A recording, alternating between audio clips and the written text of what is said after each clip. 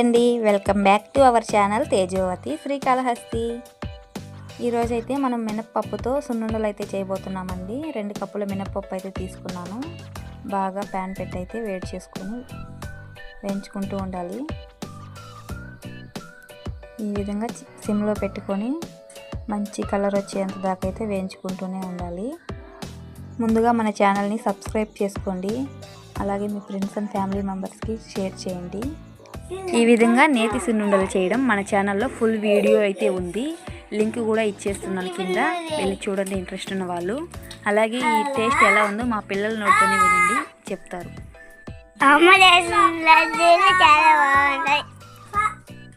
అలాగే టేస్ట్గా ఉన్నాయి. ఫుల్ వీడియో చూడండి. మా ఛానల్ నచ్చితే లైక్ చేయండి,